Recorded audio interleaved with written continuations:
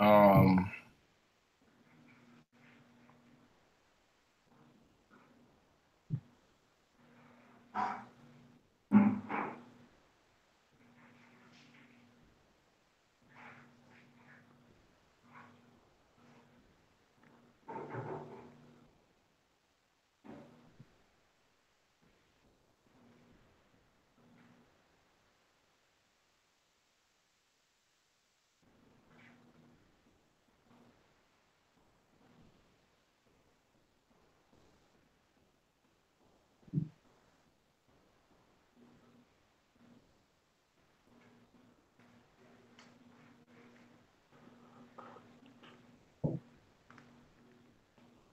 all right, cool. So, like I say, we was talking earlier about how the brothers, the brothers was or the gap in Trinidad with the poor is getting wider and wider, right? Right. How much? How it's so much of is the poverty is there, and it seems that nobody really realizes like what's causing it. Why it is the way it is. You get me? Right. Nobody's realizing that at all. And there seems to be absolutely no sort of understanding or sympathy at all for why, or even not just for why, but to try to rectify the problem. You understand? Like there's no tool for it. There's nothing to say, all right, we're gonna definitely try and fix this situation. And really it's because nobody respects the poor. You understand? It's really because no one respects the poor. And so like I say, if I Go ahead. Just like in Hosea 4:6, where it says we will be destroyed for lack of knowledge. A lot of people tend to forget the past about slavery. Right. That is the main cause of poverty. Right? I mean, just so they go and negotiate this guy, a brother, right, was watching people in negotiate, and the other brother find that he was marketing too much and started to call with him and said this why black people so and you mustn't cheat each other. So I mean, so I had to tell the person that hey, I mean you can't really vex with him. His supervisor, his boss must be some East Indian or some white man or some Chinese that told him if he wants to remain in this position, always mark his people first. Suspect them as the suspect. So you'll remain in that position, that high position. Right. Right. And I said that you've seen that happen to us during slavery. When you came out of slavery, we was in poverty. We had nothing. And this brother, he's what, the security for the place? Yeah. Come. Okay. Right? So he was just following some black people just like him, and the other guy didn't like it. He was speaking out against it. Right? So I mean, of course, when I was telling him that, he said, "Well, no, back then in slavery, you could have seen the enemy. You could have known who he was. But now the enemy has no face, meaning his color. Back then, it was the white man. But now it has no face because the old people is the enemy." Right. So I was explaining to him, no, it's the heathens giving them positions in high places and telling them they know how to remain in that position, target your own people. Right? So everything stems from slavery. That is just the slavery everything started from. Yeah. And you're right. That there what you're saying is so right because of the okay. Damn near the key element in any type of warfare is knowing your enemy, right? The first thing in warfare is to actually know you're at war, right? The second thing is knowing who your enemy is in the warfare, all right? And over time, as a people, we have lost who our enemy is. You get the point? Like we don't have the same enemy our parents have. In our mind, we think, as he said, your brother is your enemy. You understand? That's what we think. We think your brother is your enemy. We don't look at the other nations as our enemy. You understand? We think that brother who, you know, suffering the same as you, the same enemy as you, we think that he is the enemy. Right. You get the point? That's what we think. We think he is the enemy when the white man is our enemy. Right? The white man is our enemy. The other nations, they are our enemies. The East Indians, the Africans, the Chinese, the Japanese. Like, they are our enemy. Like, we can't, you know, we can't go on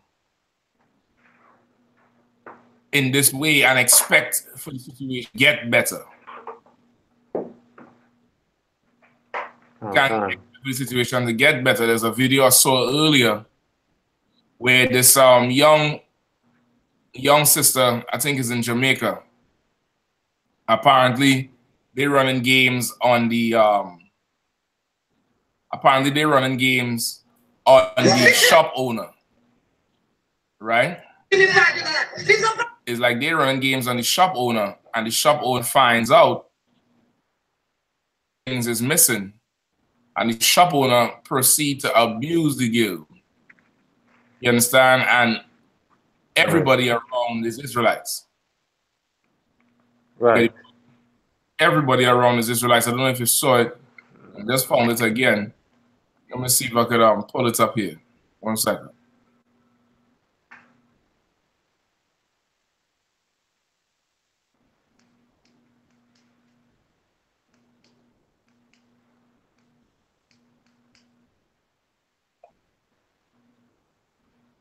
All right, this is the video. This is a young Israelite sister and some disgusting Moabite. All right, some disgusting Chinese, half Chinese woman, and like they're running game on the Chinese. I don't know what is going on, but the Chinese woman seemed to be short some way with money, right? So this is the exchange here. Look how she holding up the young girl. This is young girl in her uniform, school uniform.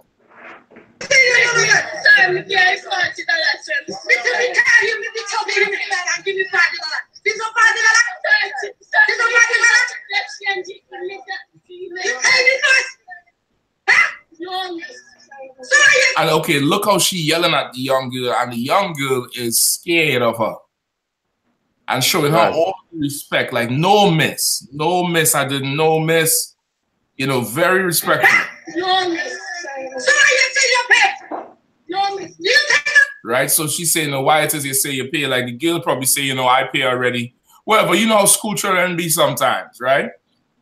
School children, everybody, they're all going together. So who pay and who ain't pay, but everybody say they pay because they want whatever, snacks or whatever after school. That's what kids do, right? But this damn bastard is so evil that, of course, her kids stealing, her people stealing all of Jamaica. Mountains, everything. Trying to start mining, stealing everything under the sun. But this sister here now, she want to make her pay for what she think the sister is stealing from her shop. You understand? And she proceeds to slap the sister, and there's a brother standing there and he ain't do nothing. You understand? Right. So now this child has to grow up knowing that anybody could come into my neighborhood, set up shop, I could buy from them, and they could, you know, fully assault me. And I deserve it because nobody ever does anything about what happens to my people. Nobody ever does anything about what happens to me. You get the point? Oh, go on.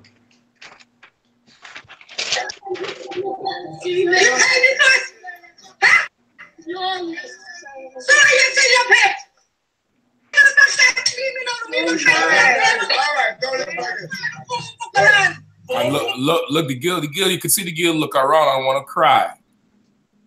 One, you could see in her face, she's ready to just go home and cry over this whole situation here. Right? And the brother is there trying to pull the Chinese woman off of her.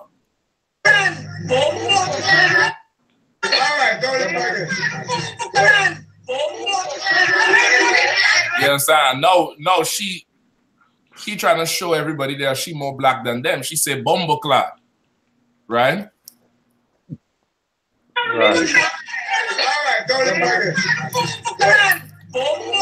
Right? And of course, everybody, the black people watching, we such a good goddamn audience for every other heathen trying to steal our culture. Everybody's like, oh, she said bombo clad. Yeah, look, she said bombo clad. And now the heathen get more emboldened, more courage, and look how she begin to, you know, drag the sister all over.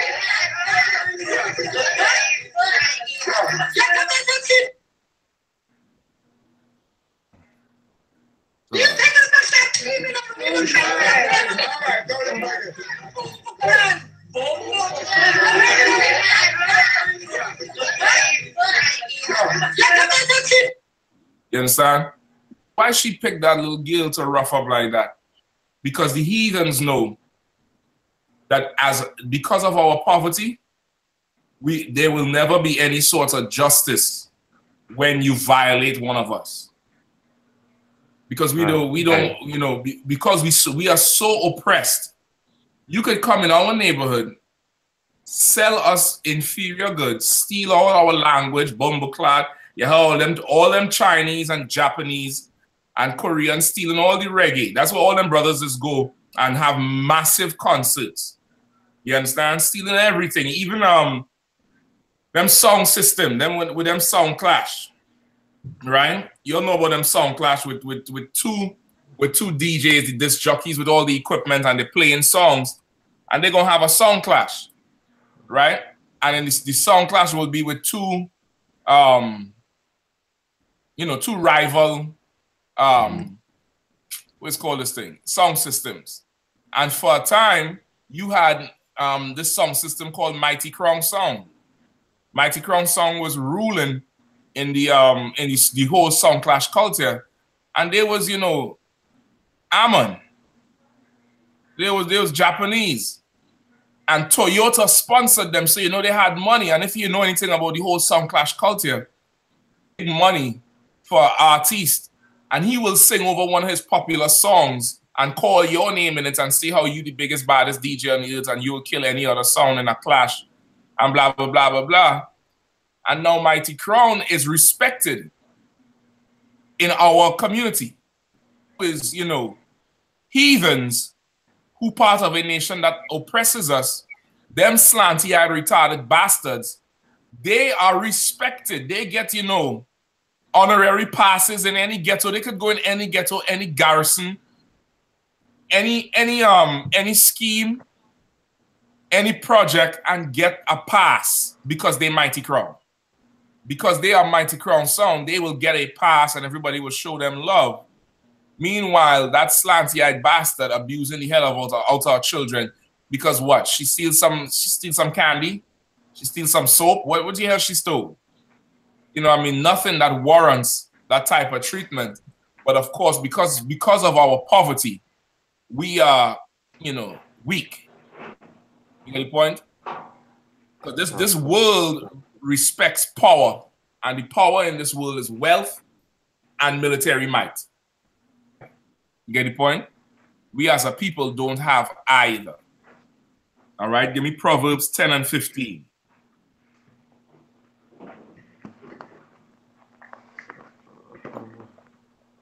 Right, first man that did read.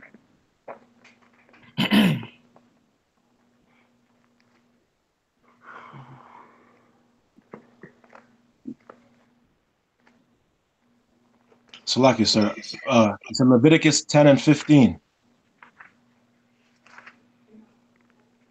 No, Proverbs 10 and 15. Salaki. Yeah, Salaki, I got it. Yeah, have it. Just go ahead and read. Come on. Proverbs chapter 10, verse 15. The rich man's wealth is his strong city. Mm-hmm. The destruction of the poor is their poverty. You understand? Right. Right? You remember Buju had a song when he sang that? Come on. Right? He had this whole proverb in the song. It's like the rich man's wealth is in his cities, right? It's his strong city. Destruction of the poor is their poverty. Like that's how a place gets destroyed. You destroy the poor. Destroy the poor. And that's what's going on today with us in our nation. Like you have Israelites who are rich. And the Israelites who are rich, they don't seek to mitigate the poverty. They don't seek to appease the poor. They don't seek to try to make the situation of the poor better. What they seek to do is to separate themselves more from poor people. You understand? They seek to separate themselves from poor people. It's like, well, how would you always remember when Barack Obama visited Trinidad, the Trinidad government built a wall damn near 25, 30 feet tall to hide a notorious ghetto, a poor area in Trinidad that you could see from the highway.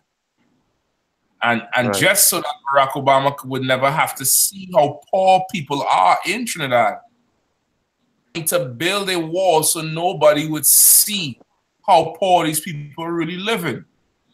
They went around and arrested homeless people. We call them vagrants. They arrested homeless people and put them in jail 8 days that Barack Obama was in the country, so he don't have to see how many people be sleeping on the goddamn streets in the rich man's city. You understand? Like the rich Negroes in Israel do not care about bridging the gap between the rich and the poor. They don't care. And they do something else that's even more wretched. They do something else. What do?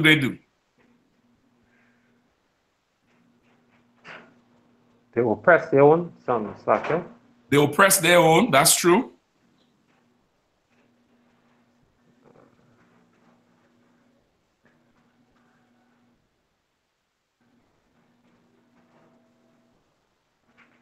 Something else.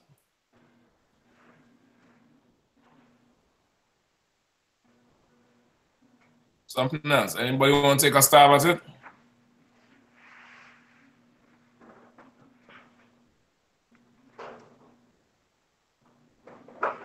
Allah, sir.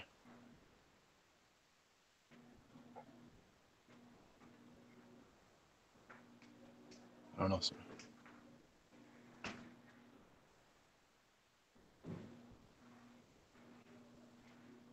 In addition to just neglecting the poor, the rich amongst us turn around and blame the poor wrong in the country.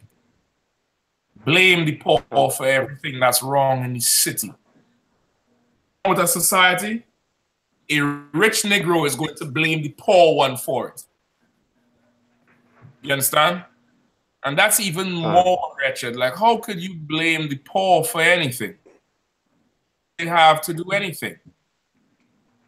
You get the point? Like, what is it that we do that affects the rich and his wealth and his country so much? What it is that we do, just being alive. And really, rich Negroes, if they had one wish, well, two wishes. First, they would wish they could be white. What they wish for is that the poor Negroes get removed from the earth. Because poor Negroes embarrass rich Negroes. You understand? Rich, uppity type Negroes, Christians, poor brothers and sisters, we embarrass them. We embarrass them with how we speak, how we talk, what we say, the way that what our spirit, the way we stand up for certain things and don't let certain things pass them before their God, which is the white man.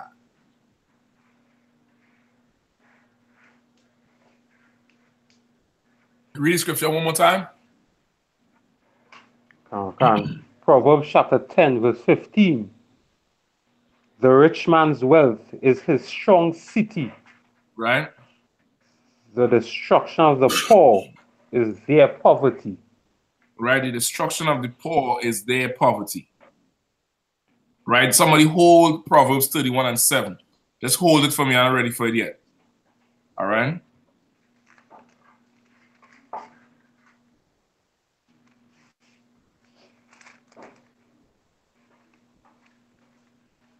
Slakia, so can you repeat that? Go ahead. Hold Proverbs 31 and I think 7. I don't want Khan.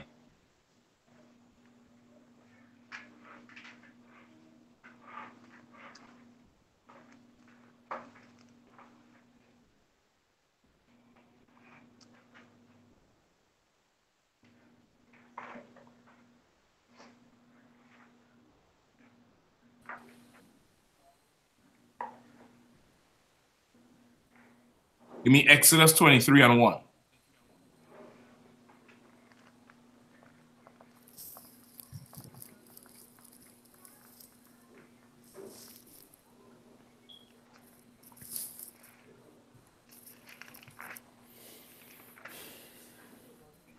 All right, first man get it read. Exodus 23 and 1.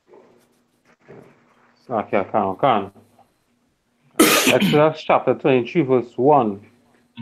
Thou shalt not rise a false report. Put not thy hand with the wicked to be an unrighteous witness. You understand? So now this is just giving you general social laws, all right? Now on the topic, you ain't supposed to raise a false report. Meaning what? You ain't supposed to now say something that is not true. So what's the whole purpose someone raises a false report?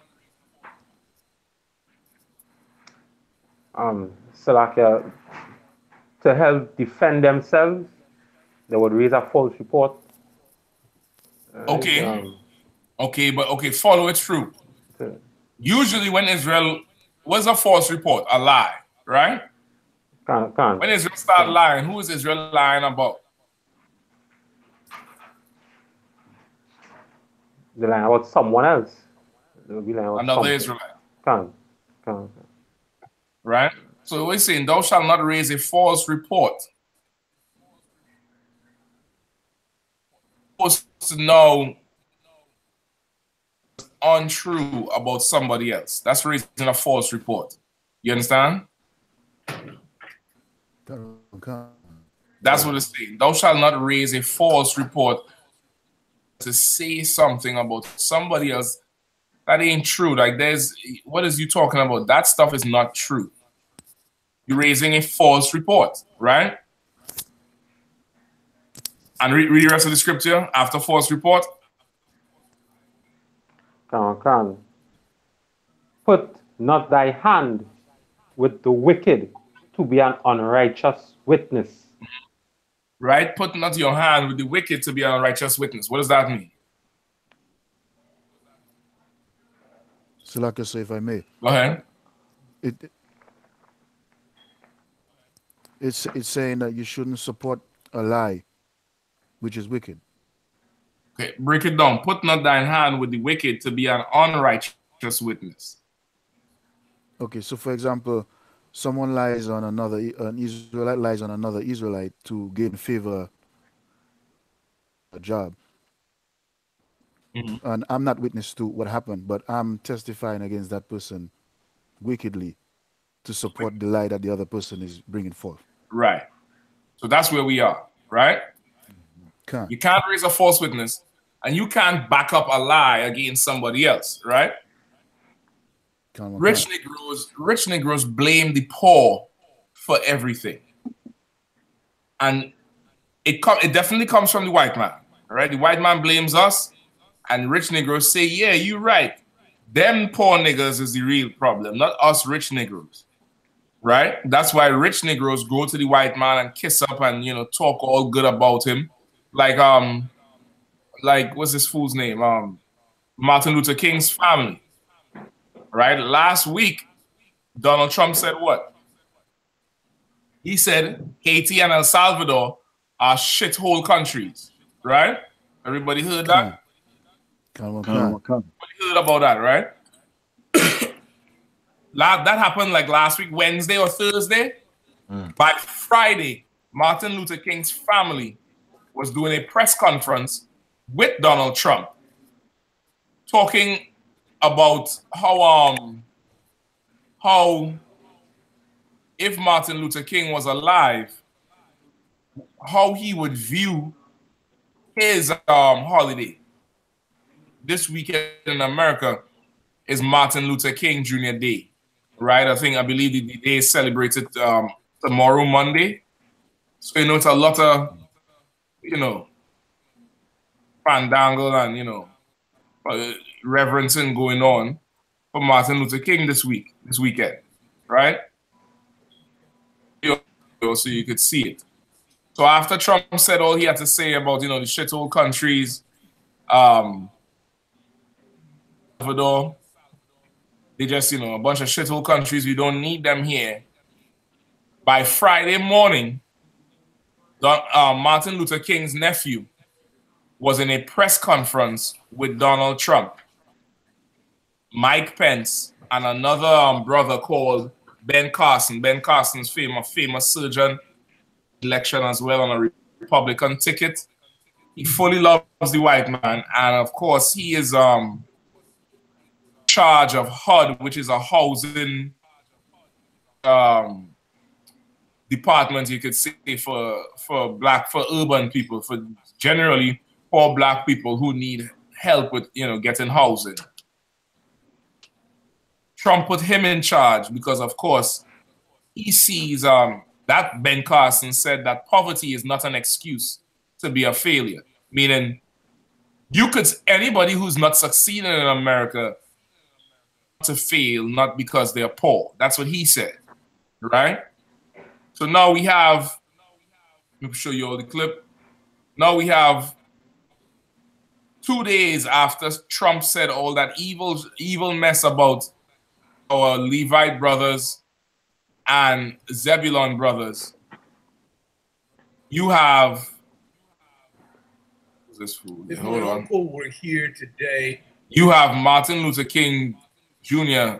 nephew and the rest of his family is in the crowd in a press conference with Donald Trump on the Friday. That's what, 2 days after Trump said what he had to say. And this is what Martin Luther King's nephew said. Now, this is him, right? Martin Luther King, you all know Martin Luther King. His real name is Michael King. They named him Martin Luther after a prominent white man. Here, this idiot right here, his name is Isaac Newton Farris. Isaac Newton, anybody know who Isaac Newton is in history? Slaka, he was a scientist or a yes, a scientist. He was supposedly discovered gravity. Right, he was a white man scientist. He's referenced for, you know, putting some kind of context to gravity. Physicist, to be more exact. Right, studies physics, which is the science of basically. Right? So they named him after Isaac Newton, after another white man. And listen to what this bastard said. We're here today. The first thing he would say is, what are we or what are you doing for others? If Martin Luther King was alive today, the first thing he would say is, what are you doing for others? Not stop the police from killing my brothers. Not Trump stop being such a goddamn racist. Not, you know, this land belongs to the Mexicans first. But he would say, hey, who are you serving? Of more people. It was so important that my aunt Coretta Scott King returned to the Congress now about 10 years ago and asked that the meaning of the holiday be changed. We did not want the King holiday just to be a day of hero worship. As his nephew, I certainly think that he was one of the greatest Americans that we've produced. But it should not be a day of hero worship. And that's why the Congress agreed with my... Right, he said it should not be a day of hero worship. Meanwhile, them Negroes built a $150 million statue of Martin Luther King, damn near 40-something feet tall. But it's not about hero worship. Right? They want to change the name or the meaning of the holiday to something else. And also made it a day of service. Right? They want to make it a day of service. Now look at Trump and Pence's face when he says that. Service. See the nod? So that see Trump, Pence nodding in the corner here? So that we on that day. Right? Pence is nodding, Trump looking at him like, yeah, nigga. Tell your nigga people to be slaves again. More. Not take the day off, but go serve. Hey, King Center, we refer to it as a day on, not a day off. It's not a day to hang out in the park or pull out the barbecue grill. A day to do something to help someone else. Now understand this, Akio and Akwafia. Martin Luther King holiday. Who celebrates that day? So like it's Christians. Okay, what race of people celebrate that day?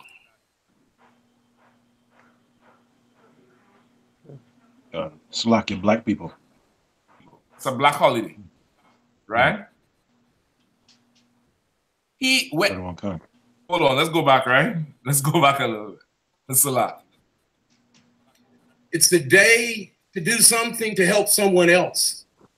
And that can be as simple as delivering someone's trash or picking up the belts. What? Grill. It is a day on, not a day that day. As a matter of fact, at the King Center, we refer... Like he said, at the King Center, so they have a place named after Martin Luther King called the King Center, so all the kings go there, of course.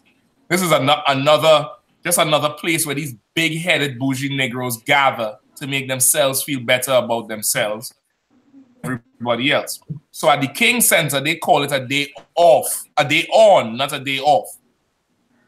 It's supposed to be a day off. It's supposed to be a day where you get to chill out and do what you want. He's saying it's not a holiday no more. It's a black federal holiday. Everybody gonna be recognizing it. You don't relax. You don't light up your grill. You go serve. It is a day on, not a day off. It's not a day to hang out in the park. And look at Pence and Trump as he's saying that, like, yeah, back. Pull out the barbecue grill. Right? You could you, okay. King Day for black people is as damn near close as Independence Day is for white people. Like we be having Martin Luther King parades, I mean, filling up the streets. Could you imagine standing in front of white people and telling them, don't take the grills out? Don't cook no hot dogs. Go serve. Go hand someone a damn newspaper and serve and help somebody. White people might kill you on the spot. You understand? But 2 days after, here, Trump calls El Salvador and Haiti shithole countries. He comes and says this. To do the barbecue grill, it's a day to do something to help someone else. And that can be as simple as delivering someone's trash or picking up the newspaper for that elderly person who can't get to the end of the driveway. Bottom line, you're doing something that benefits someone other than yourself. Way to remember my uncle and the proper way to celebrate the King holiday. So, President Trump, thank you for taking the time to acknowledge this day. Thank you for remembering that we're all Americans, and on this day we should be united. We should be united. Now listen, you hear him, right? After Trump done, you know, disrespect all of Haiti and El Salvador and every other tribe, one of the 12 tribes, this bastard here is saying we should be united. And Trump thanked Trump for recognizing that we should be united. Right? Go ahead. Somebody was going to say something? Allah, sir. Okay. I just go ahead. They need to die, man. Say again? This is so I'm just saying, like, those Negroes, like, they really need to just. I see what you're saying. They deserve the death. Yeah, disgusting to see this. It's just. Listen, I'm gonna discuss you some more. I ain't finished the tape. You're gonna lose your mind in about 15 seconds. Oh man. Lose your mind, brother, in about 15 seconds. Right? Now, this is 2 days after Trump said what he said. They pull these Negroes out the closet to, of course, tell black people together with Trump. All right? Let's keep going. And love for all Americans. And love for Thank all you, Mr. Americans. President. Right? Love for everybody. So that means, you know, we need to unite with all the police brutality and the murders and the rapings and, you know, the kidnappings and the prison brutality that's going on. We just need to love and come together. Why?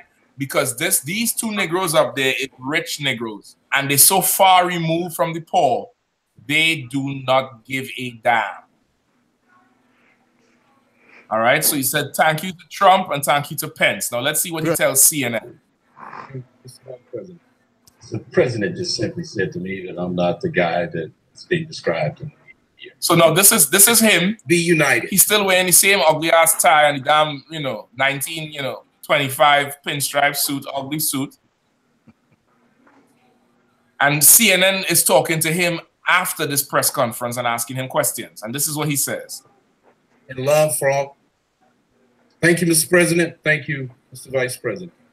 The president just simply said to me that I'm not the guy that's being described. Right? They ask him, what did he and Trump speak about? He said, well, the president said to me, I am not the guy that being described as in the media. Listen to what this fool says. Do you believe him? I don't think that President Trump is a racist in the traditional sense as we know in this country. I think President Trump is racially ignorant or racially uninformed. But I don't. Brother, I shit you not. I kid you not. Media. Do you believe him? I don't think that President Trump is a racist in the traditional sense as we know in this country. I think President Trump is racially ignorant or racially uninformed. But I don't think that he's a racist in the traditional sense. And what does that mean that we have somebody like that you just described as President of the United States? It means that we have him until 2020 or until something else happens. You see what he's saying? He said, well, what does it mean? What does it mean for, to have somebody like Trump in office? He said, well, all it means is we have him until, 2020 or until something else happens, which means what we're saying is let's all just join together with Trump and, just collect all the money we could get until 2020. He's not a racist. I just believe he's uninformed. Who have, hotels all over the world, multi-millionaire. He's uninformed, right? He's uninformed about who exactly. Rich Negroes say what happens to poor people. You understand? Somebody who has it made do not give a damn about the rest of us in sufferation. Like our life, to them, it's,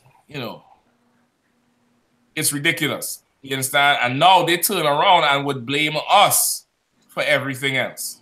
You understand? They would blame us for the country. They would blame us for black on black crime. They would blame us for every single thing that's wrong when it's them. It's those rich. You get the point? It's they are the problem. They are the problem. What scripture you was holding? Come. Holding Proverbs. No. Exodus. Oh, Salaki, sir. It was in Exodus. You're gonna finish that, right? Exodus, where we was at 23:1. Started one more time. Come. Right. Second, come. Exodus chapter 23, verse 1.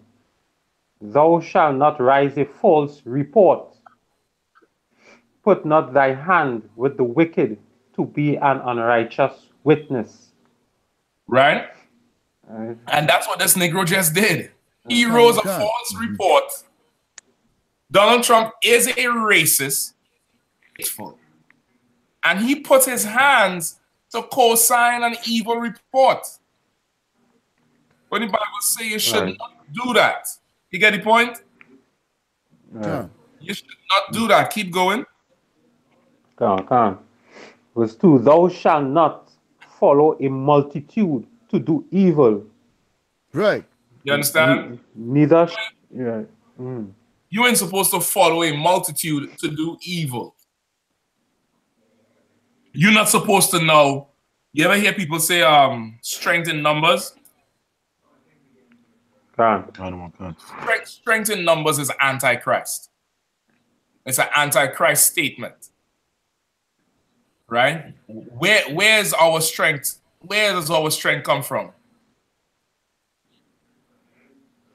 So like I said, the most. Say again? Right. The Most High. And where is that found in the Bible?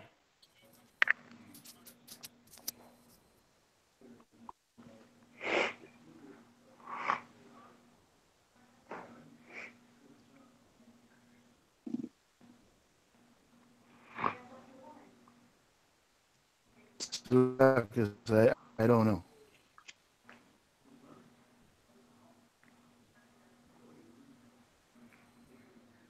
Anybody? No. Psalms 121. Hold what we have there in Proverbs. And hold what we have in Exodus. Still hold the one in Proverbs for me, all right? Give me Psalms 121.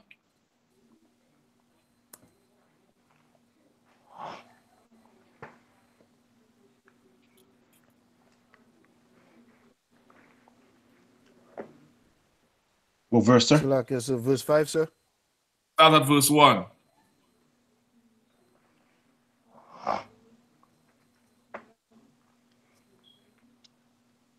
Come on, Akim. Quickly, somebody. Psalms 121. Go ahead, 121 verse 1. A song of degrees. I will lift up mine eyes unto the hills. From whence cometh my help? My help cometh from the Lord, from the Most High, which made heaven and earth. Right? That's where your strength comes from. Come. From the Lord, not in numbers. They gather together in numbers to go do evil. That's how they operate. Rich Negroes will go and, get Jesse Jackson, come over here. We're going to say this and go up there and say that. This other one and say we're going to get this and go up here and say that. And we get together and we co-sign evil. That's how rich Negroes operate. Meanwhile, the poor of us always suffer because of it. You understand? The poor of us will always suffer. Right? Let's go back to Exodus 23.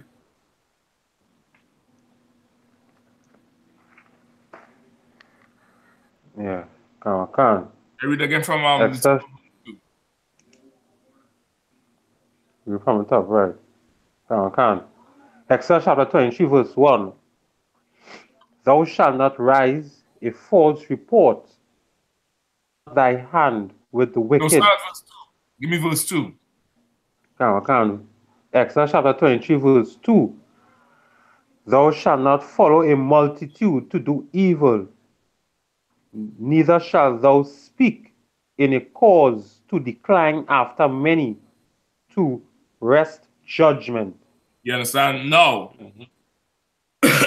Thou shalt not follow a multitude to do evil, neither shalt thou speak in a cause to decline after many to wrest judgment. What does that mean?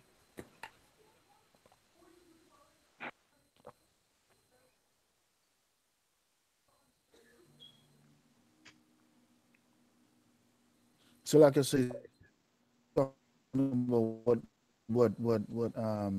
that Negro wickedness from a multitude of people, meaning that majority of Americans agree with what Donald Trump says, and he's following with them to pass judgment on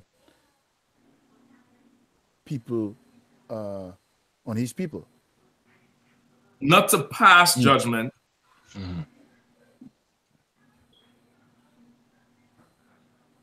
Passing judgment is true, but not, there's a better way to say it.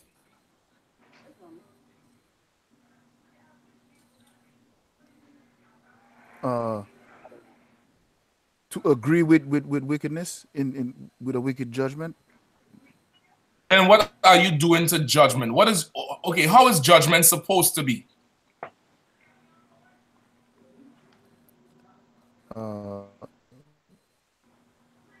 Righteous, sir? It's supposed to be righteous. Now, with the wicked, how does judgment end up being? Unfair.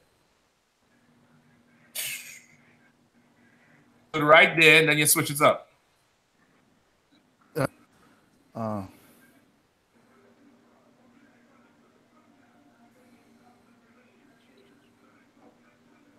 If judgment is righteous, then what are they doing with judgment? Salaki. Go ahead. Wicked. If judgment is supposed to be righteous, Akim, follow me and don't just give me one-word answers. That doesn't explain anything. If judgment is supposed to be righteous, what are these evil, wicked men doing with judgment? So like I said, they decline in judgment and endorsing wickedness. If judgment is supposed to be righteous, what are they doing with judgment?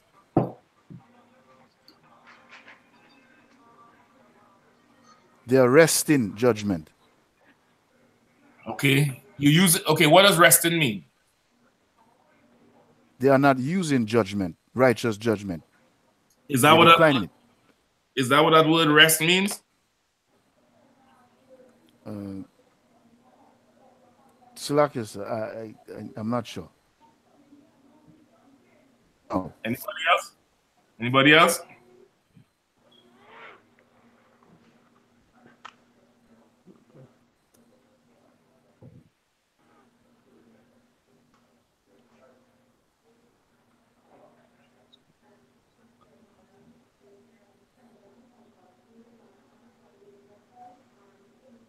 Anybody else trying to rest?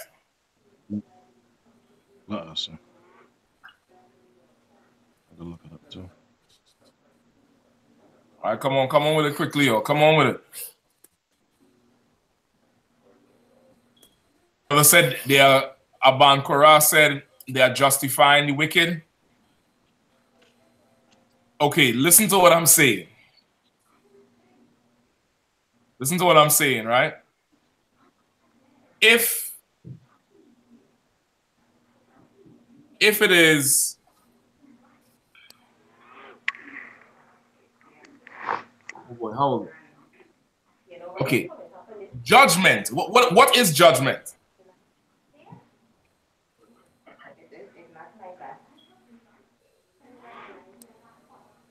What is judgment? So like a judgment is like a punishment. Punishment. Right. So if the punishment is supposed to be righteous, the punishment is to be righteous, right? With wicked men, okay, if righteous men, the judgment would be righteous.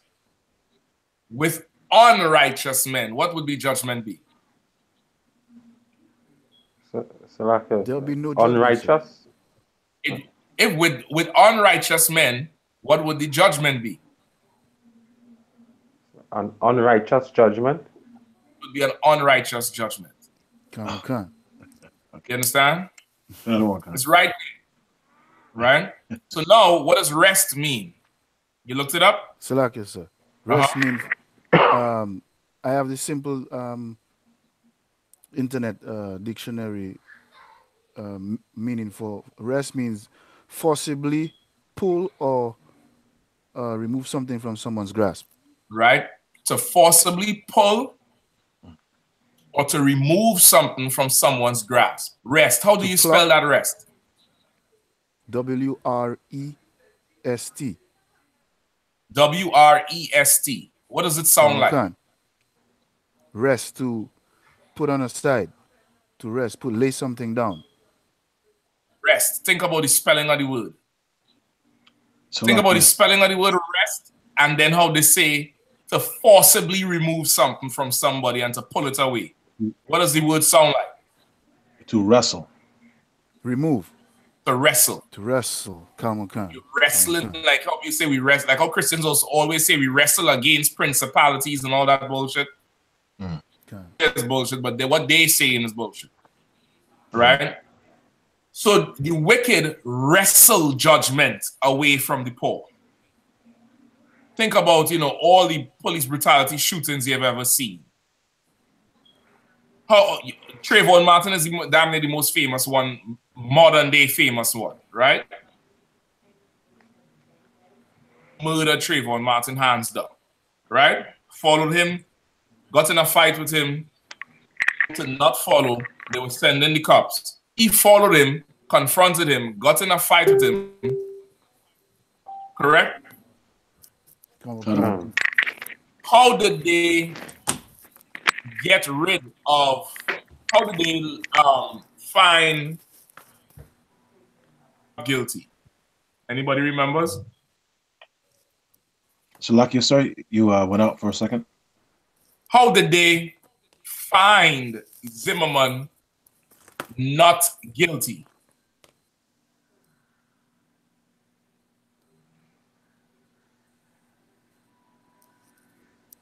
Anybody remember the case? So not that part of it. Okay. Oh, Salakia, by saying that he was, what's the term? That he felt threatened. He had a right to. He had a right. Said he felt threatened.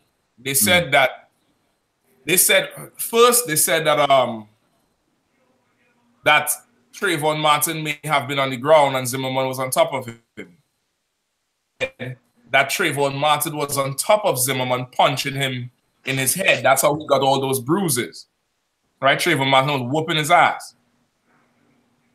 They got some forensic scientists or specialists to say that when you fire a gun, right, there's a flash that comes out from every barrel. Some flashes are bigger, right? Certain guns is like fire coming out, right? That AK-47, that damn pistol, brother, you hear that thing bark, is the loudest thing you could ever hear.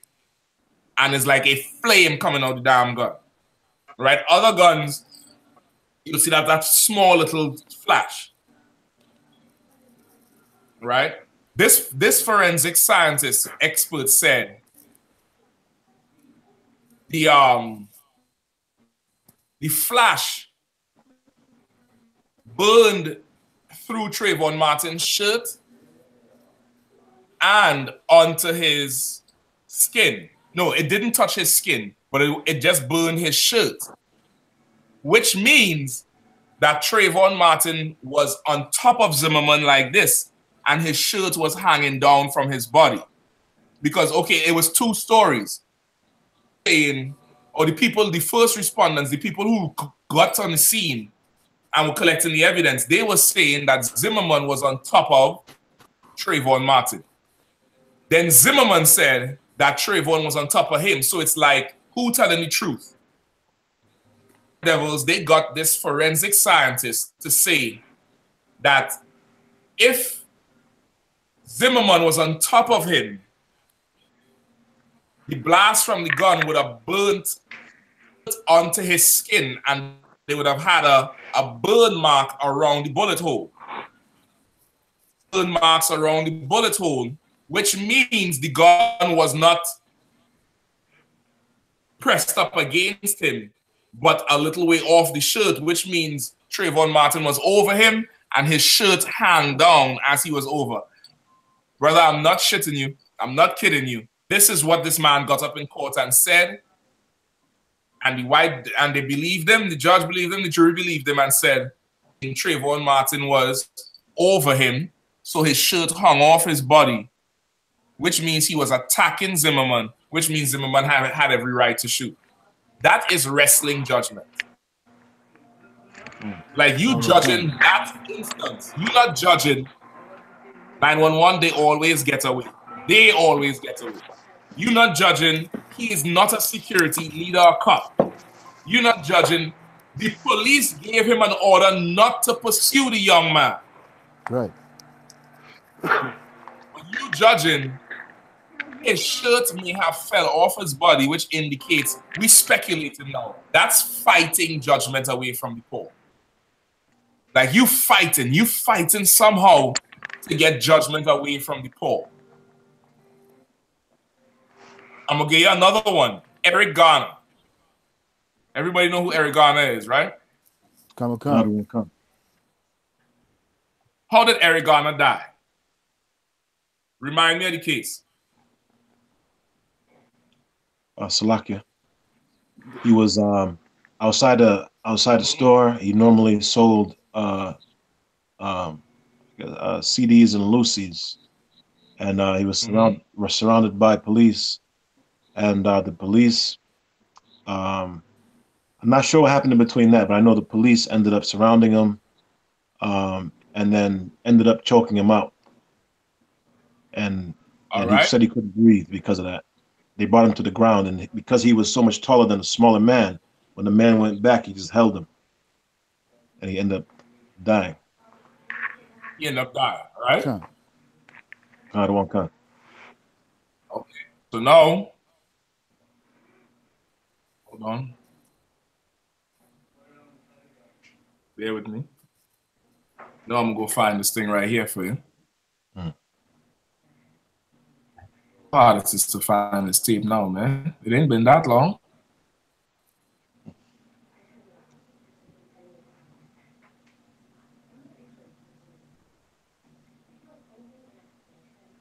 Hold on.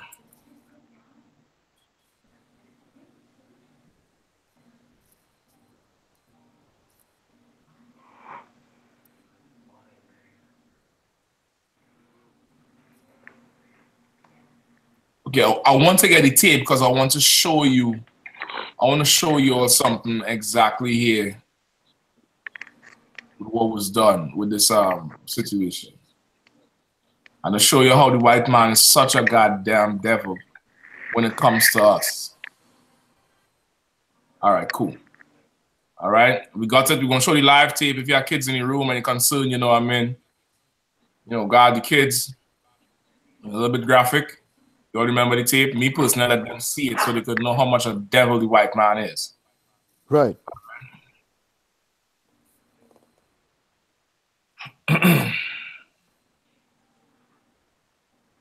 Okay, so this is it here, right? This is already when backup got there. Initially, this little short bastard here is the one who approached him and, you know, told him come up against the wall. Eric Garner tell him, nah, I ain't going back to jail, I ain't doing nothing. He just followed Eric Garner around until the cops pulled up. If you see the whole tape, it's only when the rest of cop cars came that you could see them in the background coming through this little space up here. Right? This little space up here, you could see them pulling up. And once they pulled up, he pulled out the cuffs and started going around. The other one in the back, I think the other one in the back is one called Pantaleno. Joe Pantaleno, I believe is his name.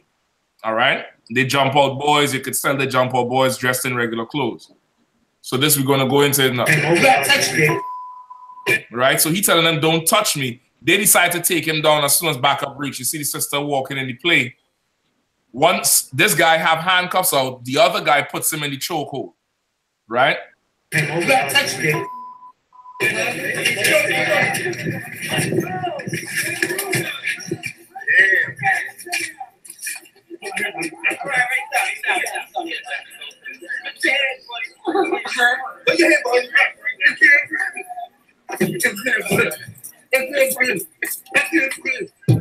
is how 43. Right? Oh, Lord, let us show this guy that. All right, I want to the whole. Okay, good. Investigation is underway. All right. So now he's on the floor. I can't breathe. I can't breathe. 6 cops who had a play in it. All right. Yeah. Right. So right now it's 1, 2, 3. You're seeing it. 1, 2, 3. 4.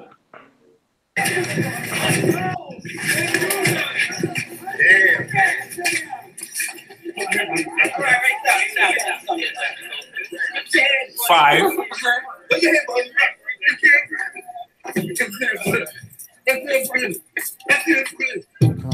Right, that's 5 cups, right? The 6th one he probably ain't in the video yet. But the 6 cups they originally tried for the case. Right? How do they say Eric Garner died? What's the official report,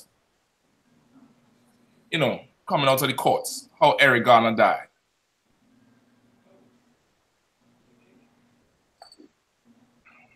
I don't remember that. I don't remember what the... You all had to remember this. This is something you all should remember. What the coroner said. They said Eric Garner did not die from... Say again?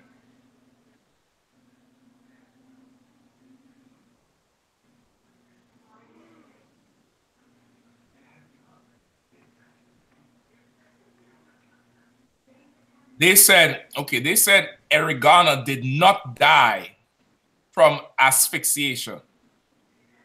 You know what asphyxiation is, right? I said exactly. Say again, Akim. You're hearing what? Testing 1. Testing 1. Stifling, choking on your spit. Right? Asphyxiation is like choking. They said Eric Garner did not die from choking. We could hear you, sir. Right? He did not die from choking. He died from a heart attack. You can't. Right? You can't have one can't. Which means the cops having their hands around his neck did not contribute to his death. Right? So now, Eric Garner's lawyer come up and said, well, listen, that chokehold, you know, put him in was, you know, it was banned in New York. It was deemed too deadly. It was deemed illegal for a cop to say, for a cop to put somebody in that chokehold because of how easy you could kill someone. And it's called a rear naked chokehold, right? When you choke somebody from behind, from the rear, and it's a naked chokehold where they don't have no arms up in here. Eric Garner was strangled. He had his hands out here because this man came from behind. So it's a rear naked chokehold, and you now crushing this person's windpipe. Died from a heart attack, right? That's one. So the dude brought up the case that was illegal. The lawyers for the state of New York or for the police said the proper chokehold is when you choke like this and you lock your arms. However, you put his hands like this and you lock the arm, right? You have to lock the arm. The cop's hand never ever made a complete lock with his other forearm. Therefore, he did not apply the deadly chokehold. This to this, from here to here. means it was not the deadly chokehold. The Eric Garner lawyers now come and say that created the situation in a panic and he died. Added to that, when he said he can't breathe, you all didn't offer him any medical help. Right? You all didn't give him any sort of medical help for anything. Went to the 6 cops and said, and they made a deal. The 2 cops who actually strangled him, the one who had the hand around the neck, and the other one who was holding his arms to put the cuffs on, they made a deal with the prosecutor, right? With the state prosecutor. And this is the deal. If you 2 turn state witness against the other 4 cops, immunity. I don't know if you're following what I say. Can. You had a certain mental capacity to follow the white man's deceit. They said, out of the 6 cops, I'm going to pull the tape up again, all right? One more time. I hope all right, delete it.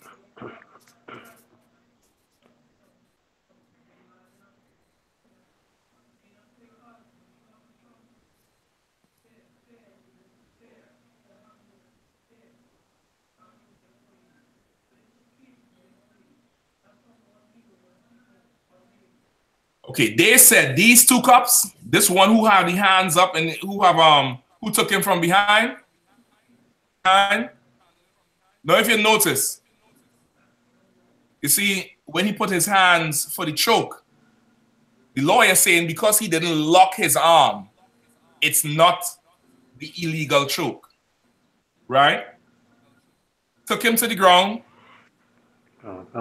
Slammed him on the ground, a big man, 6'4", 6'6", hard fall. His hands are stretching out. So now, you see this cup here who's in green? This cup here who's in green? And this other cup who holding his hand? Or it might be this one, but I know this one in green for sure, Pantaleno. 2, the state prosecutor made a deal with them to turn state witness to witness against the other cops. If you snitch on the other cops, you all will get immunity. Now, who can tell me what's wrong with that whole thing? Who understands what's wrong with the entire thing? So like I said, the guys who actually responsible for the murder trying to plant it on the other cops who came to assist them. So now, if the guys who actually strangled him get immunity, what happens to the case? It gets thrown out. Say We're again? not responsible for them. It gets thrown out because the other cops are not responsible. And that's what happened. Come. That's what happened. That's what happened with the Eric Garner case. Not one of them cops in trouble. They had 2 of them cops turn state witness against the other 4 cops. And what did you all witness? Well, they showed up on the scene and they rolled him over. So that's what you saw? Yes, Your Honor. Well, those 4 cops were not culpable in this man's death. And the 2 cops who were culpable, well, they're now state witnesses, so you can't prosecute them. That tape been circulated over and over, all over. And Eric Garner's daughter died, 2 Fridays ago of a heart attack. Young girl, 25 years. To see her father die on TV, and nobody cares about it. Al Sharpton, Creflo Dollar, T.D. Jakes, they do not care. They ain't do nothing. They ain't saying, you know what, we're going to pull all our money out. Like, I don't give a damn about slavery. He don't give a rat's behind about nothing. The rich amongst us don't care, while the evil ones wrestle judgment away from us. You see how they fight? They fight to make sure we never get judgment. They fight to take it away from us. They fight and go through every little nuance, every nook and cranny every little technicality they could find. And when they can't find it, they take the criminal and make him a state witness. That's what they do to us. What? He is the devil. He's supposed to. But rich Negroes like, what's his name? Isaac Newton Farris, who is the nephew of Martin Luther King Jr. Rich niggas like that would turn around and tell you, Trump is not racist. We all need to come together. Damn them rich Negroes are. The hell with them rich Negroes, because they hate the poor. They hate the poor. They are disgusted by us. They wish we could just disappear and the world could just be a better place with white people and black people and white people in black skin. Because that's what rich Negroes think they are. Rich Negroes think they're just dark-skinned white people. You understand? They wrestle judgment from us. They wrestle it away. Like judgment, imagine you had judgment in your hand like this. You have it. And then somebody comes and pulls it away. Pull. And then while they're pulling, they signal to somebody from the back to come and poke you in your back. And then pull your arm and then pull this finger back. And before you know it, 5, 6 people tugging at your ear, a finger in your nose, ripping you down, lip apart, somebody stabbing you. You trying to hold on to justice. And then up comes rich Negroes to come and cut your throats, throw salt in your eye. You holding on to justice. Holding on. And as they're doing it, they're just telling you, peace, brother, peace. We have to come together. Stop. We have to come together with the white man, with our enemies. And they wrestle judgment away from it. And what's the result? Poor people living in the ghetto who would loot, steal, burn buildings down. In Trinidad, Galawan, you know, they blocked the whole highway. You know, drag the old fridge. Drag the fridge out of the house, throw it in the highway. Drag the bed frame, old bed frames. If there's an old car that's sitting on bricks, brothers get together and push that in the middle of the damn highway and light everything ablaze. All the traffic has to stop. What do rich Negroes in Trinidad say?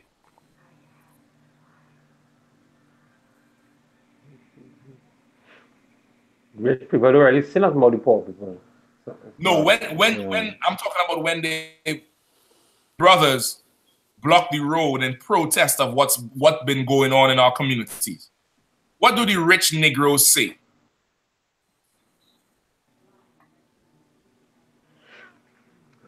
Man, they say that them is pests. Why they doing that for? They rather attack the poor. Hold on.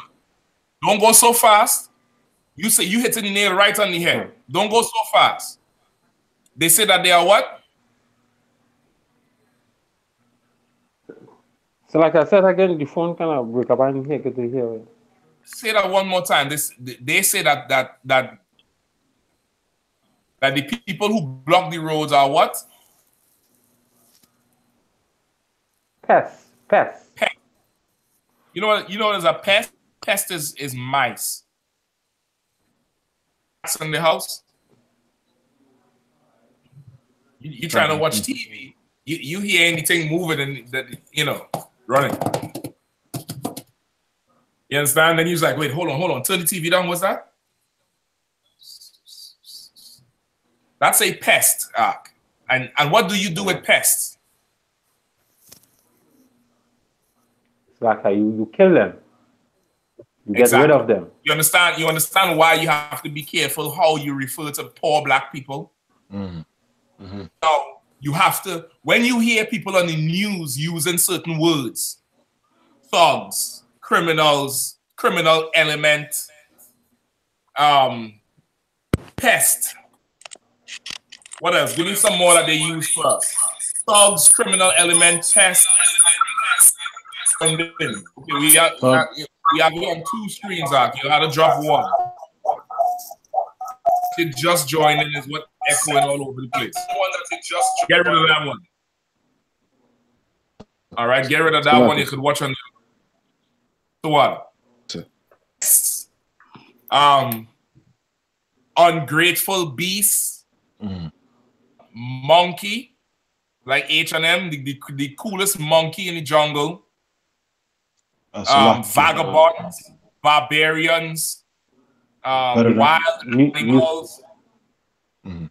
Nuisance to society. Go ahead, say again. Predator. When they said something about society. Nuisance to society. A nuisance to society. Used to describe mice. If you have a lawn, you'd use that to describe weeds and insects that, you know, disrupt your lawn.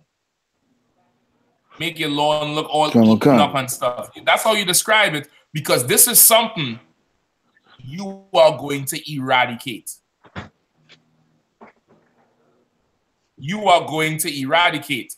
And now recently in Trinidad, that have been going on, the poverty, everything else, blocking the road has been a traditional way of protesting because it's so small. We don't have a ton of different highways, you know, 95, 70, Route 4, where it's different highways that cross each other that you could, you know, you could still get where you're going if there's a problem on one.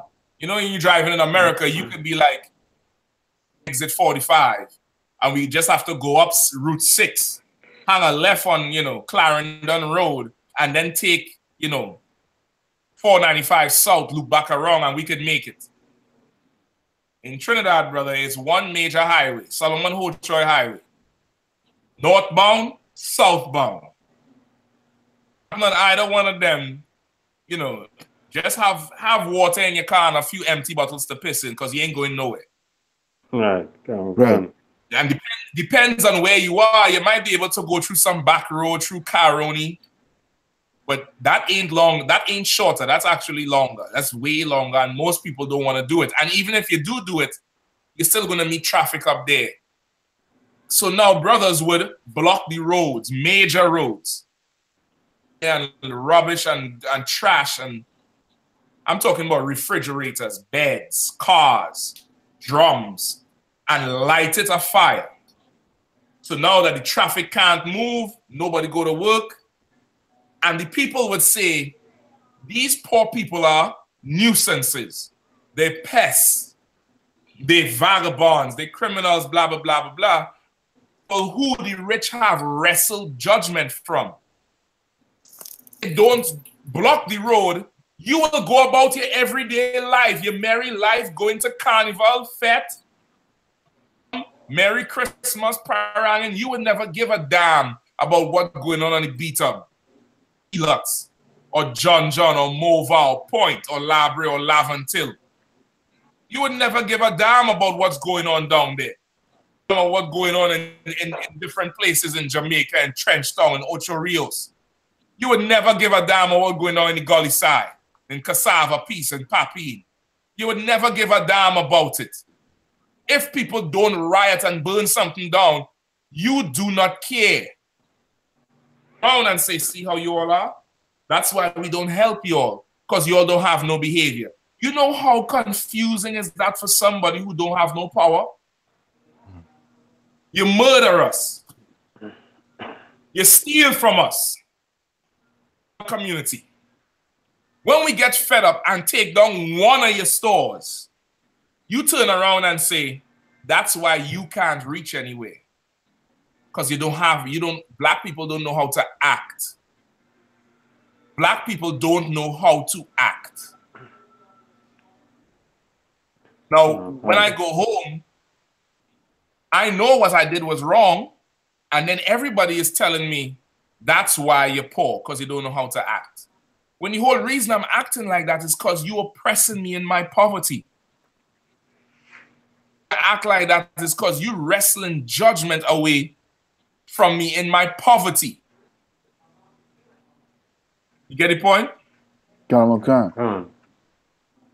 You wrestle it away from me in my poverty. So when they start to talk about and these nuisance, be careful in repeating what white America or white establishments or heathens call your people.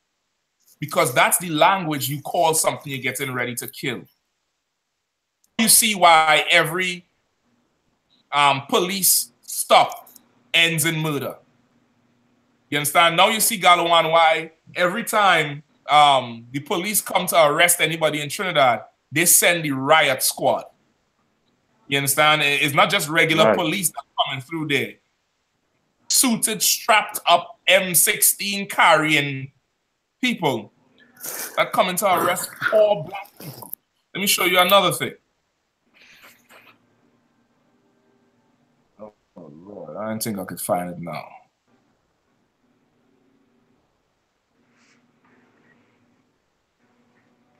With me.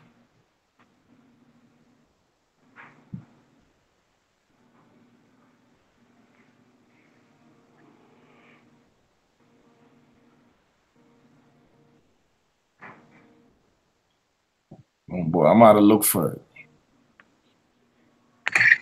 I'm out to look for it. But in the meantime, let's look at this other one here, right? This is a famous, I would say you call her entertainer in Trinidad, right? She's not a singer. She's not a dancer. She's not an actor. She's everything, right? She does everything. Everybody know her. Her name is Nikki Crosby, right? So recently, when the brothers in Trinidad blocked the Beetham, right? Beetham is a section of a highway that connects, you know, part of the east to the west. You could see it's a part of a highway that runs east to west. It's just before Port of Spain, the main city, and she is driving across what they call the priority bus route, or the PBR, all right? The priority bus route that runs east to west. And the brothers there, they tried to block the road. It didn't work. People was driving through the debris. So the brothers start throwing stones. So from the time, let's say you were driving and there was, you know, a fire in the middle of the street. And as you slowing down to navigate around the highway, remember, these highways are in the 4 and 5 and 6 lane highways. It's 2 lanes. You know what I mean? It's just a 2-lane highway. 2 lanes going south, sometimes 3. So it ain't as easy to get around if they block the highway. And as the buses slowing down, the maxis slowing down, the cars with people driving slowing down, throw rocks at the glass and break the glasses and break, you know, dent up the cars. And people in Trinidad is like, look at these monsters. They could hurt somebody. You know, they could do something. And she is one who got hit. Earlier last year, her husband got robbed in Port of Spain in broad daylight at gunpoint. So now she having a nervous breakdown because somebody threw a rock at her damn car. Am I saying it is right for them to throw the rock at the people's car? You get me? I'm not saying it is at all right. But I'm trying to explain the dynamic of what's going on in Trinidad. How people react to it. And she's you'll hear it. Let's play it for us. It's about 5 minutes long. I'm not gonna play the whole thing. I'm gonna play a few of it, all right? Hi everybody. All right. Now, I ain't sure if she's a sister. It feels going on. She's supposed to be half Chinese. Her father is Crosby, the owner of a major record store in Trinidad, a music store. I want to say damn near like a music label almost, because everybody would go to Crosby to record the music. And I believe he's Chinese. I'm not sure if his mother Chinese or father Chinese, but she has some heathen work going on here.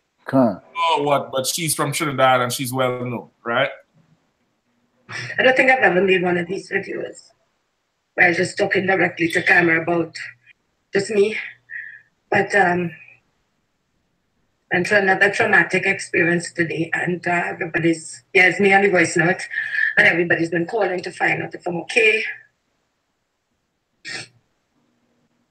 See, the second traumatic event I've had in my life in less than 3 months. Right? She's saying this is the second traumatic event she's had in her life in less than 3 months. So everything she went through prior to this made her break down. The robbery 3 months ago, even on the beat and the young boys throwing stones at her. Now remember, she's supposed to be a local celebrity, so I guess they're supposed to break everybody else's glass and be like, oh no, that's Nikki Crosby, let her go. I don't know if that's how she was thinking. I'm just, speculating. No, my sweet Trinidad and Tobago. She said, my sweet Trinidad and Tobago. This is how the rich where Israel live. Venezuela, which went through a whole financial, not windfall, plummet. Whole Venezuelan economy crashed damn near civil war, poverty. For the rich of Venezuela, Venezuela's sweet. But that ain't how Venezuela really is. Rich Puerto Ricans will tell you Puerto Rico is the best place in the world. Ask somebody who living in the barrios. Ask somebody who living in the barrios. Haiti. Everybody think the whole of Haiti is poor. The whole of Haiti is not poor. There's some rich Haitians who love Haiti. There's rich Jamaicans who love Jamaica.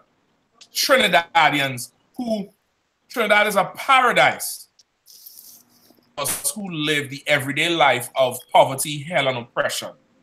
And people who will wrestle judgment from us because we poor. You get the point? Same thing in America.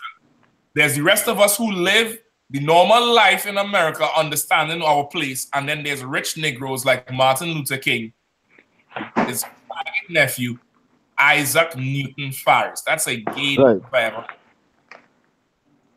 Imagine you meet abroad. Hey, what's going on, baby, man? How you doing? What's your name? You got a man? What's your? And she said, what's your name? Well, my name is Isaac Newton Farris.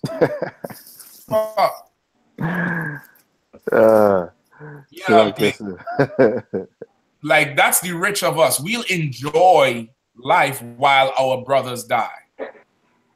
Short over. Let's get some more. One robbed. I passed through with my husband looking for Callaloo Bush. Today was by myself. I was driving on the beat. Right. Okay. Notice how she said it. I was by myself today in my Hilux. A type of SUV.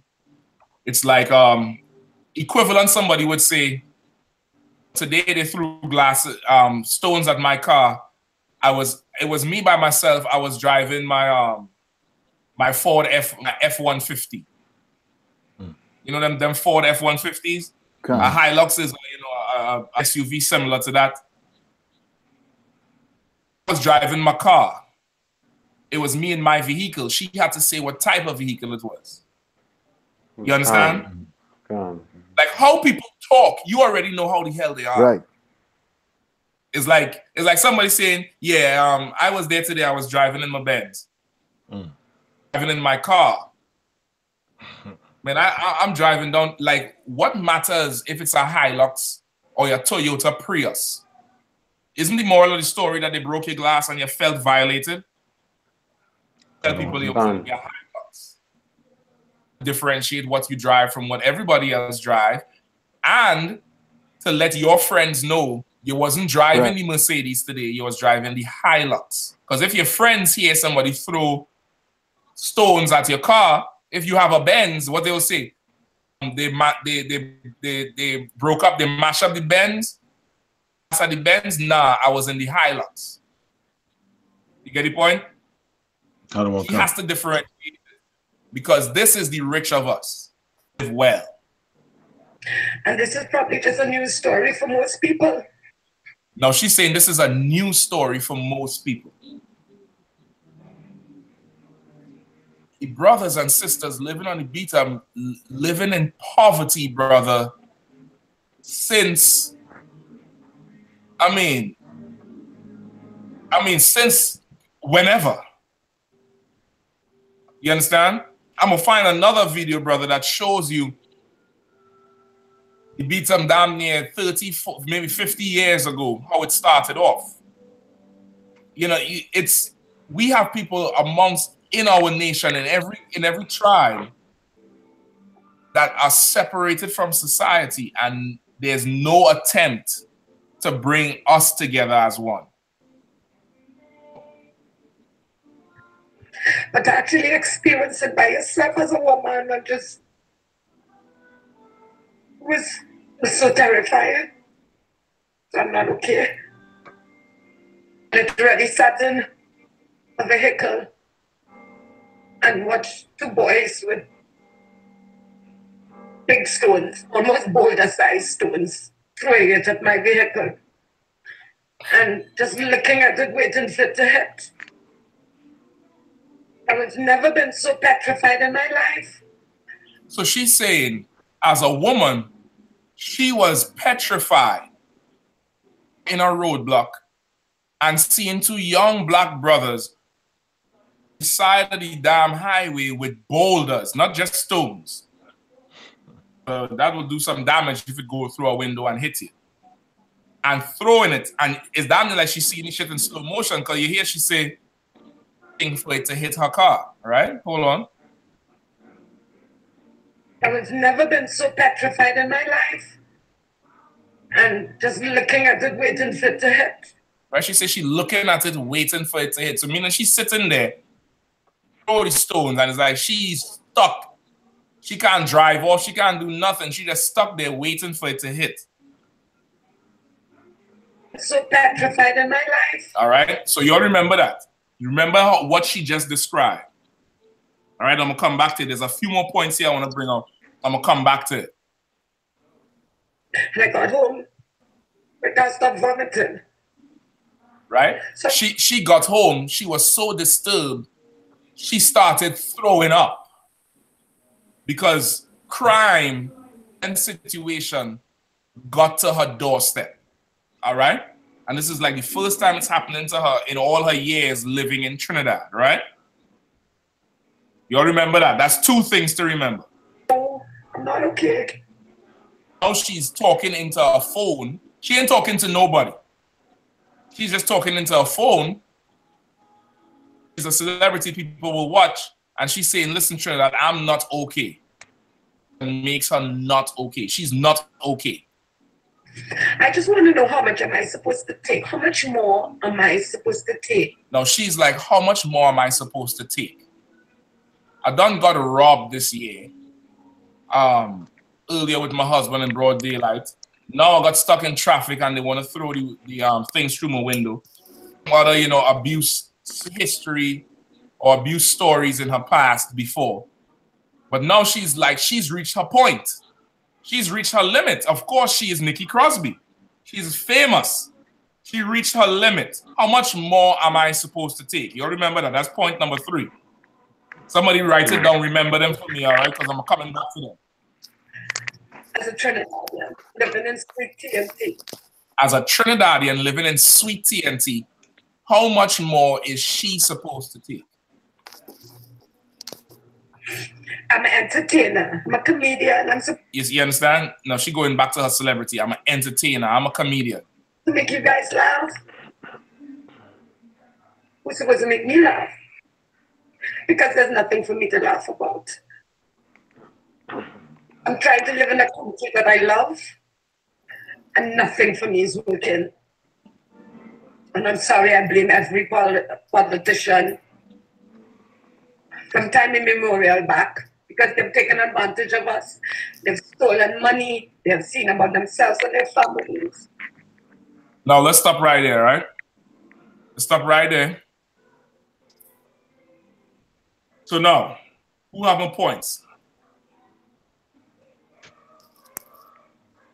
All right? The first thing she said, she was petrified watching the boulder. Right? Mm.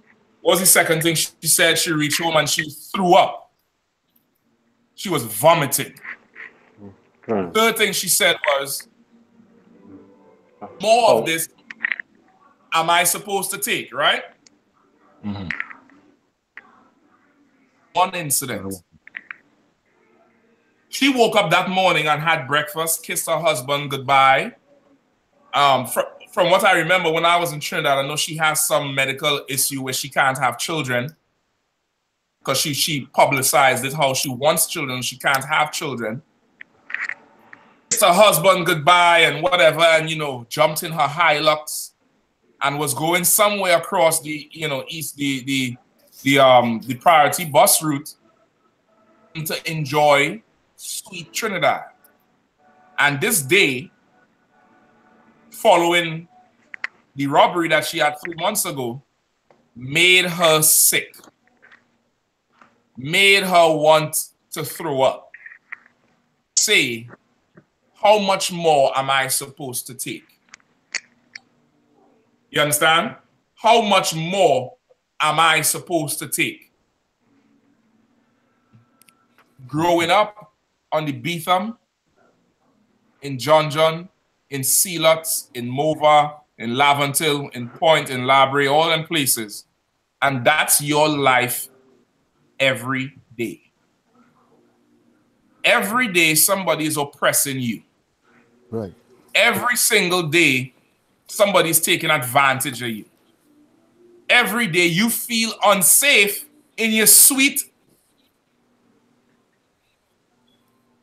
You see, just like how she throw her hands up, how much more am I supposed to take? When black people riot and burn something down, how much more am I supposed to take? When brothers throw stones at them glasses and them people driving the cars, they telling you, nigga, how much more you want me to take? Pressure you want me to take? How much more I have to watch Chinese come in my neighborhood and beat up my daughter because she may have robbed you? The whole goddamn country. How much more am I supposed to take? Stands when poor people are frustrated because we're not rich enough for our frustration to be heard. Right. We'll burn it down. No problem. We'll burn it down. We'll burn it down. We'll break your glasses. To spend money? No, you could stop for a second to understand what the hell I'm dealing with.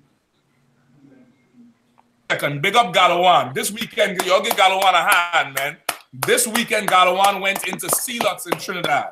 Sealots is a notorious area, very poor. He is scared of Sealots. And Sealots have brothers and sisters just like everywhere else.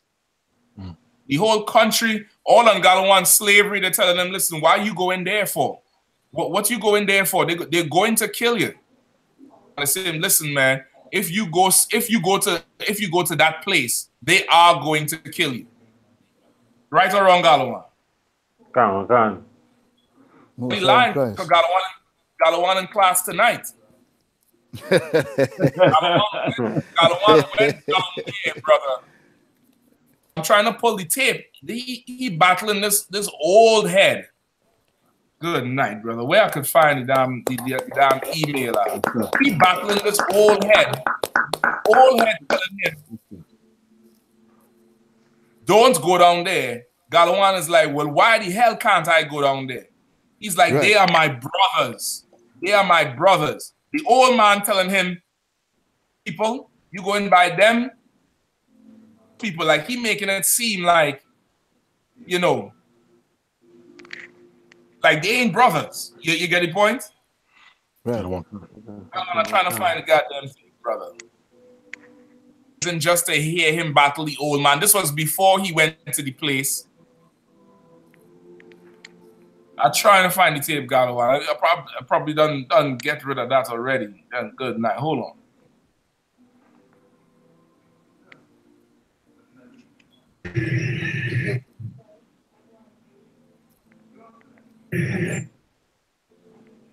He was a scholar of many things. This is a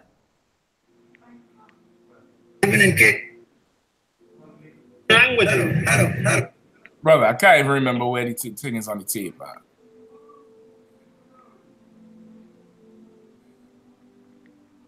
Where the man is telling him he don't need to go to those people.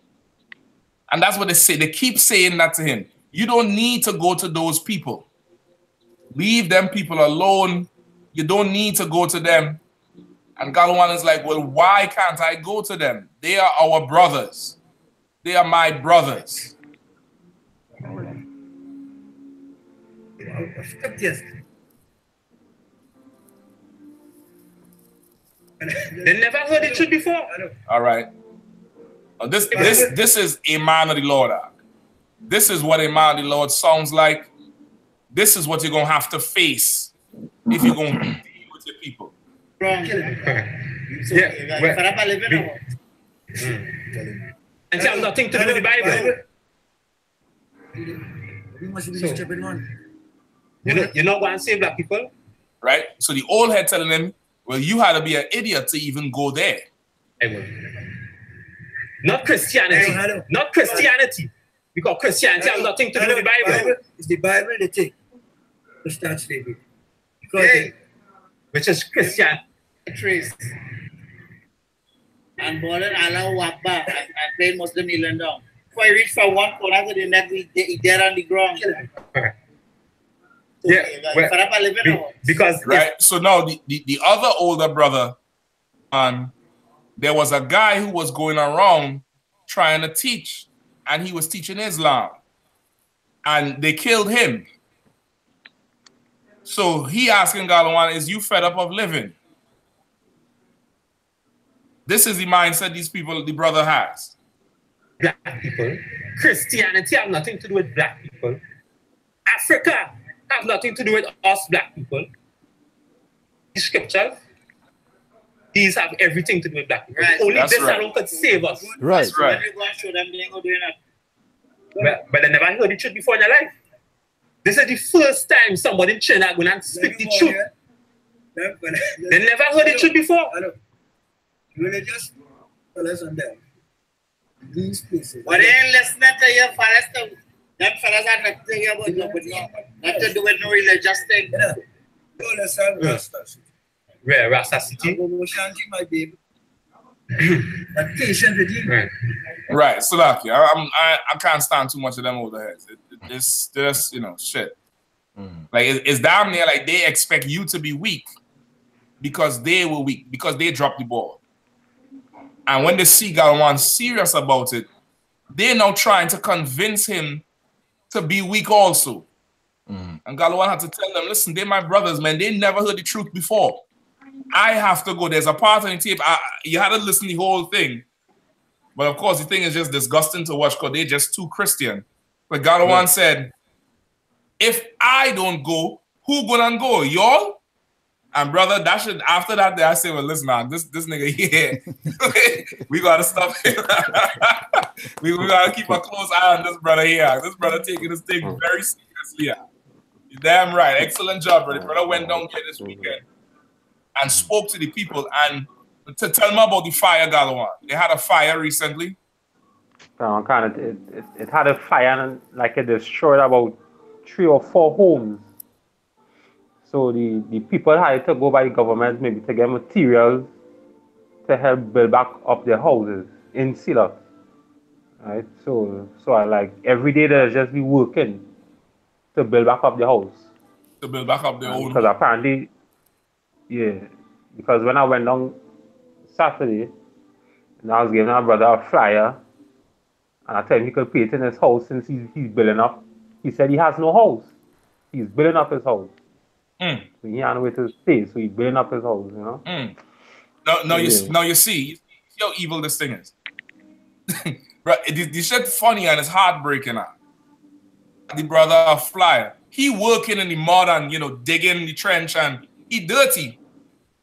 Take the flyer because he dirty. He's like, you know, I'm going to mess it up. Leave it there. So Galawan to say, take it and put it in your house. You can read it later. The brother tell Galawan, I don't have no house. I'm building my house right now. It's building down a little while ago. Now these rich niggas gonna come and say they is pests. They're a nuisance to society. Let me tell you who the pest in Trinidad is. The East Indians are pests. The Chinese are pests. The Africans are pests. Is the devil the Bible speaks of. Right. And they oppress us. And rich Negroes are a nuisance to society. Are a nuisance to society. Negroes who until they break your glass, and damn near threaten your life, that's the only time you're ready to go and cry. I'm not happy, TNT. I'm so upset. I feel like throwing up. So how you feel, brothers and sisters, feel like doing when they see their brothers dead in the street over some gang warfare? That the guns and the coke coming in on the East Indian boats and on the Syrian boats and on the Chinese boats. Ain't nobody from the Beta Moon who got them boats to bring crack and guns in. Ain't nobody from John and Laventille own nothing on the port. Right. So how you feel? They feel every day seeing the back of their head, their brother brain leak out. How you feel they feel? The other day, got one right there in your area in Mova, so where the car catch on fire and burn a 15-year-old boy alive. The driver of the car and a 15-year-old boy burnt alive. I'm looking for the picture. The brother, he tried to get out the car. His foot got stuck. And he's hanging out the back seat, his head on the ground. His tongue is burnt to the damn floor. His tongue still red. Burnt to the floor. Dead.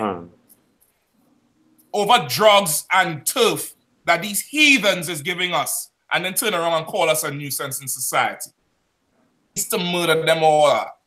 The Lord needs to murder them all and turn the tables over. So now they could understand what it is to be poor and suffering. And we can wrestle judgment. 12 tribes could wrestle judgment from them. Right. 12 tribes could now turn around and say, we're going to build a wall around Caucasian Mountain. Turn around and say, Netherlands and Sweden is shitholes. And Norway is shitholes. Now we could turn around and call them illegal immigrants. And we could get some little Chinese come to buy some frankincense and slap the piss out of him. Get this big and slap it till it go back like this. And we could do that to them because they do it to us. Because they do not care about us. And our leaders, brother, if you don't understand that the ISUPK is about the only solution, the only hope you have, panic on Native Indian, brother, you lost. If you're gonna put your faith and your into Jesse Jackson and Creflo Dollar and Isaac Newton Farris, brother, we done. Real quick, Exodus 20. No, give me the one in Proverbs. The one that he was holding, Proverbs 31 and something. 31, Proverbs 31 and 7, sir. Proverbs 31, verse 7. Let him drink and forget his poverty and remember his misery no more. Open thy mouth. Let him drink. So that's it. Let him drink and forget his poverty, misery no more. You understand? You understand why we self-medicate as a people? You understand? Because of our poverty, our immense poverty. Let our brother drink and forget his poverty. Get him a drink, man. Let him go get drunk. That's the lawful thing to do. But we living in captivity, not knowing our laws. What do we do? Forget our poverty, to forget our pain. What do we do as a people? So like to forget our poverty and pain, we take drugs. We go to the strip club. Yeah,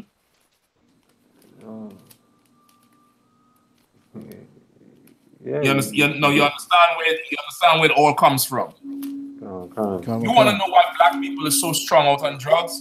It's because of the oppression and poverty.